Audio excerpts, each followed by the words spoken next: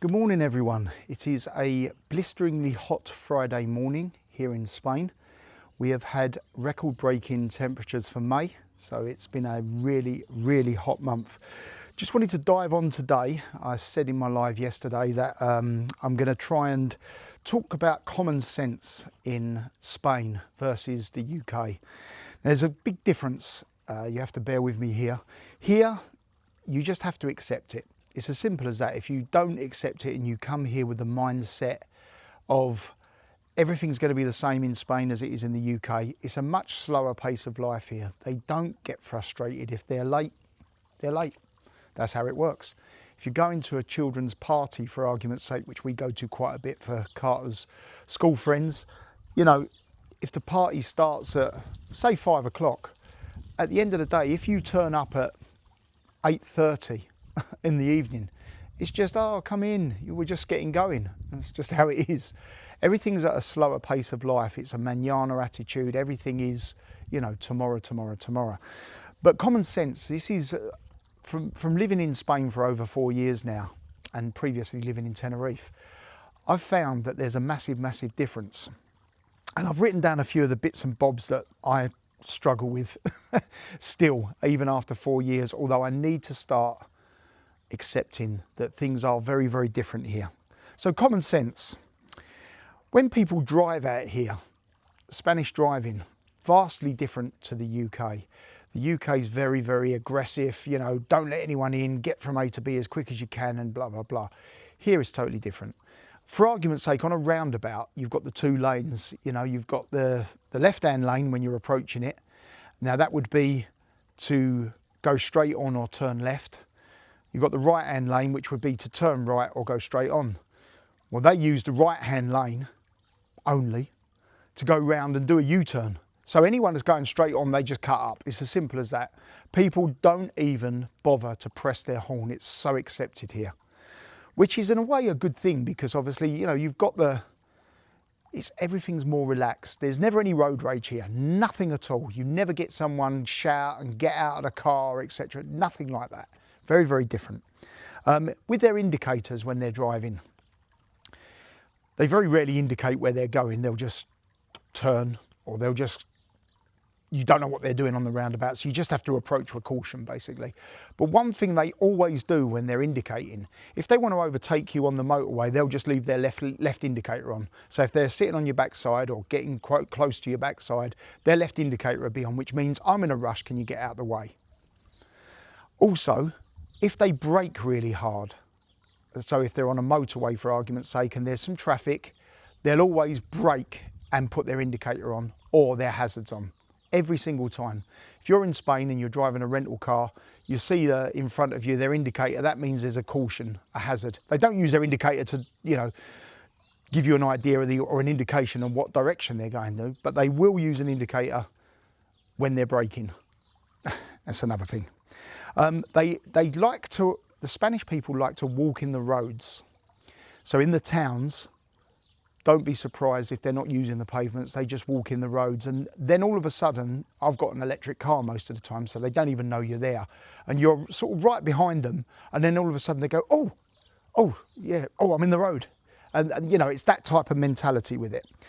Zebra crossings, if you're ever driving in Spain, if you come out to Spain and you've got a rent car, don't be surprised if someone just walks out on a zebra crossing. They won't wait to see if a car's coming or someone's speeding or they're close to it. They will just be on their phone and walk straight out onto a zebra crossing.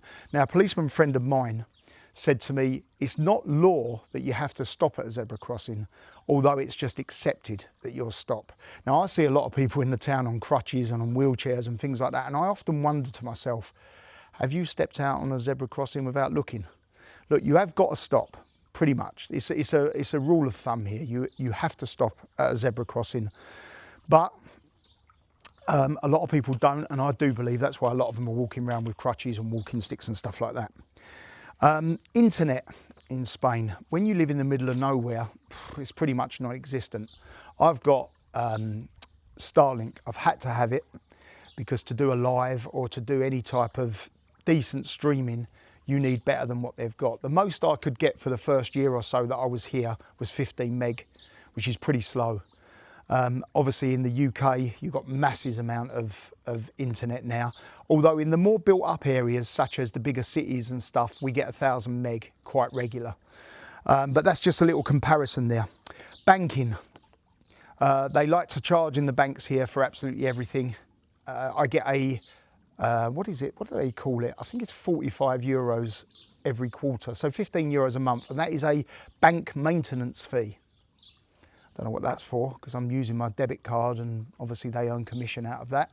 But again, I think that seems to be a Spanish way. They like to charge you for the banking. And when you've got businesses, the credit card terminal cost me an absolute fortune, probably a couple of €100 at least a month. And I'm only a fairly small business. If you had a big business that was doing loads of turnover, I don't know how much that would be costing you. One good thing I'm just going to point out while I'm here, and I'm going to try and show you butter. It's a random thing to come out with, I understand. So with butter, they do, I don't know if you can see it there, they do portion sizes. So you don't have to weigh your butter. You can cut a chunk off of it and you'll know that that's 25 grams. It goes up in 25 gram chunks. I'm trying to get that focused. So I would cut that there. That would be about 35 grams as such. But every square, you cut it off, is 25 grams. I thought that was a good thing. Just thought I'd mention that. My son, I'm only going to keep this video fairly short. My son, there's plenty of other, common sense things. I mean, at 2 o'clock every day, everything shuts, which drives you mad when you're used to the UK and everything being open sometimes 24 hours a day. Everything shuts at 2 o'clock until 4 or 5 o'clock. It's as simple as that. They go home, they go to sleep, and that's why they go out late of a night eating dinner and stuff like that, because they're up till 1 o'clock in the morning, because that's normal. The kids that go to Carter's school, Carter's still in the English mentality. He's in bed by about 8 o'clock every night. They start going out at 8 o'clock with their kids, which is, it's the lifestyle, but I sort of get there's a big difference between the UK mentality and the Spanish mentality. Sometimes their kids will be eating at 9:30 at night. And then they've got school next morning at 9, and I just can't understand. I can't understand that. But anyway, my son is Carter. I've got 2 older children, but I'm talking about Carter at the moment. He loves Star Wars, and I don't know why he loves Star Wars because I've never actually watched it. Recently, I went to fill up my car with. You have to pay the super unleaded, not the normal fuel, the super unleaded, and you have to buy a minimum of 30 litres, and you get this special Star Wars car, which I'll show you it, for 15 euros on top, which seemed a bit ridiculous. Or if you don't use the fuel or don't put the 30 litres of fuel in, you have to pay 25 euros for the car. This is the car, a little bit of plastic. So that's the Darth Vader car. I didn't know Darth Vader had a car, but anyway, that's it, okay?